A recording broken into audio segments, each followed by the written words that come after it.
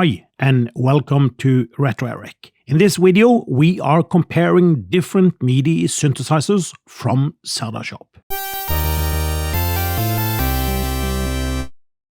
If you are following my channel, you have probably seen my videos on MIDI devices. All of them are in fact supplied by Serdashop. Serdashop has specialized in making MIDI synthesizers for the Wave Blaster connector, or as we call it today, the wavetable header. His product ranges from the economical McFly, the ESS-based E-Wave, and the more advanced synthesizers like the Dream Blaster X2 and the Dream Blaster X16, where you can upload your own sound fonts. Serdashop also has MIDI solutions for the printer port and the serial port. I have made a video on all printer port audio devices from Serdashop. If you are into sound on retro computers, you will want to check it out. But before we start comparing gadgets, let's explain wavetable synthesizers. In 1992, Creative Labs came out with the Sound Blaster 16 sound card. It came with a new 26-pin header called the Wave Blaster connector.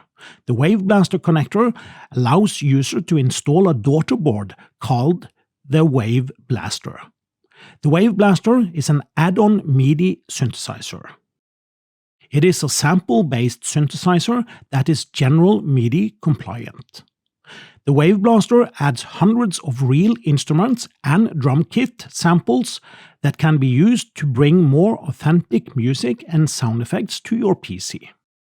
People often believe that General MIDI or GM was created by Roland, and that the only real and authentic General MIDI sound for DOS gaming at the time was the Roland Sound Canvas. This probably has root in the fact that Sound Canvas often was used by game studios for testing and balancing their General MIDI soundtracks. But in fact, there is no definitive answer on what is the best General MIDI synthesizer for DOS gaming. It basically comes down to what you feel is the sound that best fits your taste.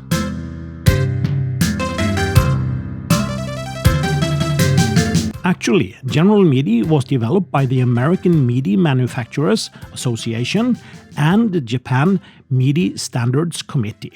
It was first published back in 1991.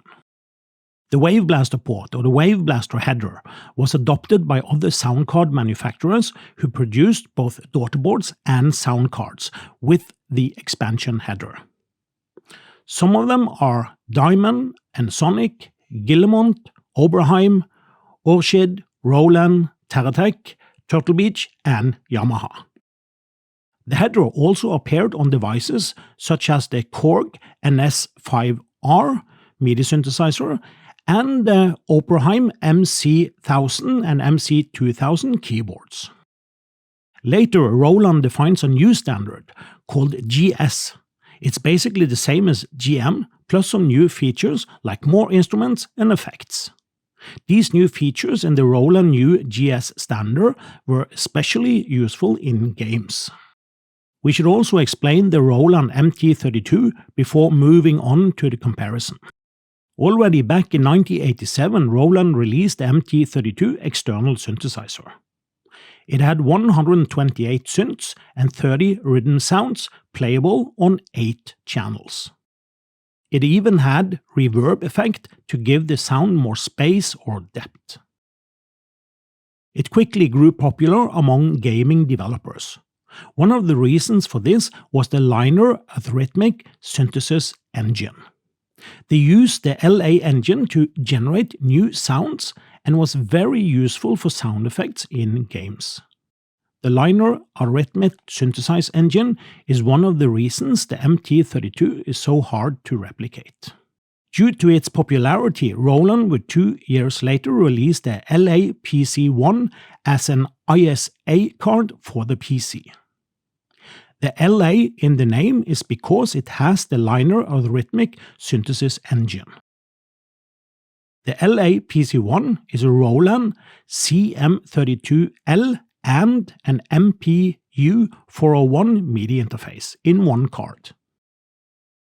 The CM32L is basically the MT-32 plus 33 new sound effects, mostly for gaming. So if you have a game which needs a CM32L and you only have MT-32, you will get some instruments playing instead of sound effects, like here in Gods.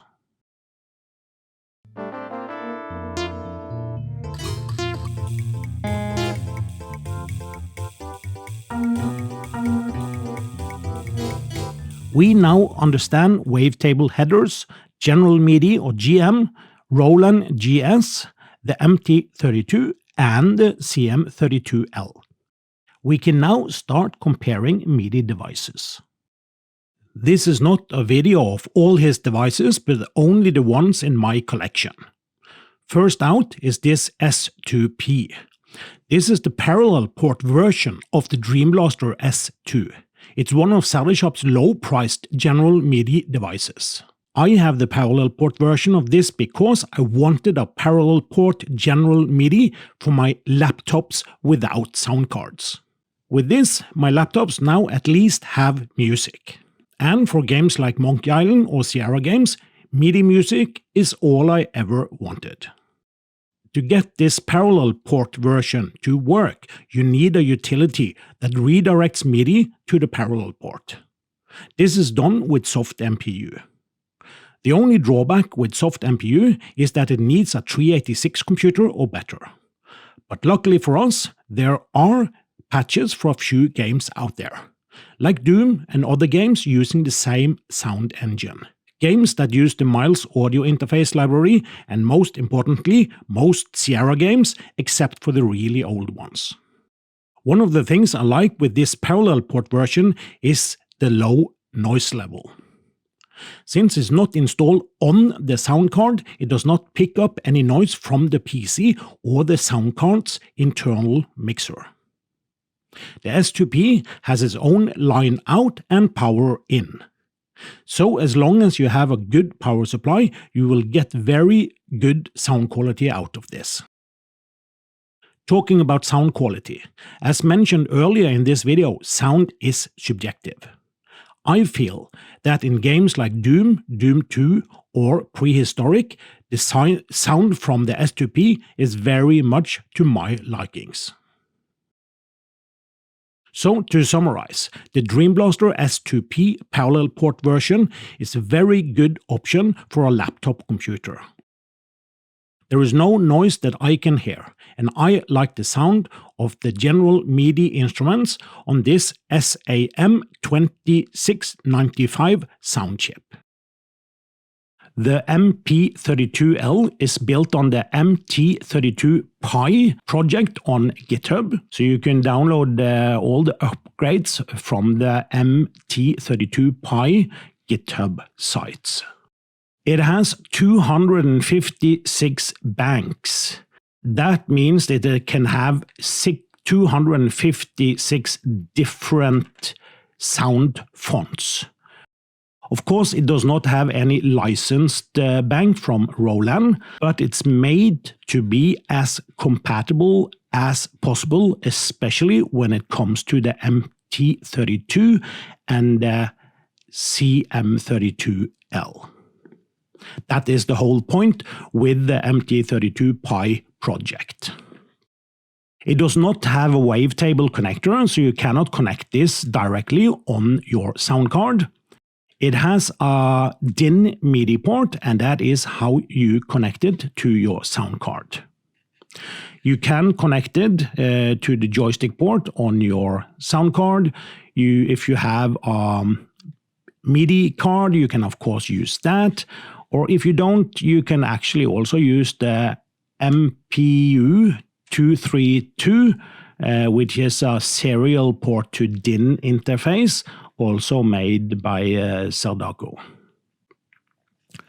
It has a line out with a very good DAC, so this will also not pick up noise from your computer. Once again, be sure to use a decent power supply. The one that the Serdashop sells is very good and, as far as I know, does not pick up any noise. It has an OLED display. It's quite cool. Some games, like Sierra games, they actually use that display to send messages.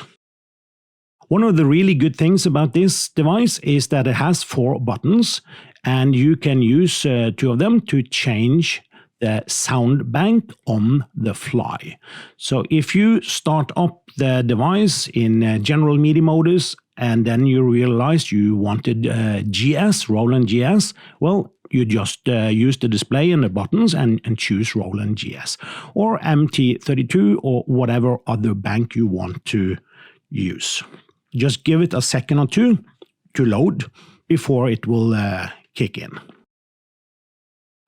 One more good thing about this device is that you can easily move it around from different computers. So you can use this on your Atari, Amiga, or any of your PCs very easily. Next out is the WP32 McCake. It's also built on the MT-32 Pi project on GitHub, but instead of using a Raspberry Pi 3A Plus or later, you can use a cheaper Raspberry Pi Compute Module 4 Lite. This makes the whole unit smaller, and therefore you can fit everything on one card with a wavetable header. So with all the talk about the wavetable header in the beginning of this video, we finally have one of the cards with a wavetable header. So this card you can put directly on your sound card and keep it inside your computer. Serdashop has also made an external display that fits in one of your drive bays with a nice OLED display and 4 buttons to choose bank and set the volume. This is a very neat setup. Since it's built on the same MT-32 Pi project, it has basically the same settings when it comes to banks, memory, and all the other things. It does not have a line out, so the sound out from this will have to pass through your sound card and could therefore pick up some internal noise. One thing I didn't mention about MT-32L was the sound font support. Since these 2 devices are built on the MT-32 Pi project, they use the same sound font format, the SF2. The SF2 format, you probably heard about that before. It was developed by Creative Labs for use with the Sound Blaster card. So actually the same sound fonts you can upload on your Sound Blaster with memory you can use on this. And if you Google the internet for SF2 fonts, you will find a lot of them. And then we have the X2 GS 2nd edition. I've made a video on the X2, the original one, but this is now replaced by the 2nd edition, and the one that Serdashop sent me this time has a Roland GS licensed sound font built in. That is why it uses the letters GS in the name of this sound device. It has 2 banks. One is preloaded with Roland GS, and the other one you can load whatever you want. But if we go down in this table, we see that the format it needs is a proprietary Dream Bank format. Dream is the supplier of the MIDI chip that is used on this board. But luckily for us, there are ways to convert SF2 sound fonts to the Dream Bank format. You will find more information on Serdashop's web pages. You can get this without the licensed GS bank from Roland, and you will save a few euros on that. The X2 has a Windows preset editor, application for Windows where you can upload sound fonts. You can change a lot of settings in the sound fonts and basically adjust the sound to your liking. It has a Wave Blaster connector, and that is how this board is supposed to be connected. But you can also connect it with the MIDI cloud directly to your joystick port or with the Chill 5 external MIDI board. It does not have a line out, so the sound has to pass through your sound card. And then we have the X16. My version is the X16 with the licensed Roland GS sound fonts. If you are using this for DOS gaming, I really urge you to buy the GS version. The X16 has 8 banks for sound fonts, and it can also play 256 instruments at the same time. Very few games uses more than 33 polyphones or 33 instruments playing. It has 1 gigabyte for sound fonts. That means that you can load pretty large sound fonts up to the X16. The SF2 sound fonts and a lot of ordinary sound fonts you can find on the net only takes a few megabytes, like typically 2 or 4 or 8 or maybe 16 megabytes. And here you have 1 gigabyte. The largest font I've seen, I think it's Buran, and that is about 60 megabytes or something. So 1 gigabyte should be plenty of room for storaging fonts. Anyway, you only have 8 banks to store in anyway. The X16 has a lot of effects. This board also, of course, has a wavetable header for connecting it directly to your sound card, but it also has a separate line out. So that means that if you want to, you can connect your speakers directly to the X16. You can also install it externally on the Chill 5 external MIDI board. The X2 and the X16 does not have any buttons or any ways to externally change the bank on the fly. But you can send so-called NRPN commands directly to those 2 devices to change the bank you want to use directly from DOS or from Windows. The X16 have dip switches where you can use this, but when your card is in your computer, this will be very hard to do. And I'm not sure I would recommend doing that while the power is on. We have now covered all 5 devices, so we know what they are and what they are capable of doing. So what should you pick up?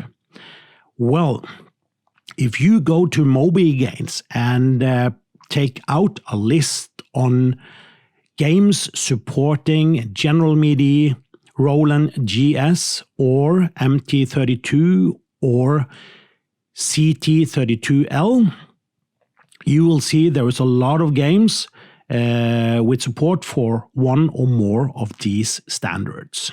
If you just want a cheap way of playing General MIDI on your old laptop, I would go for the S2P. It's easy to install.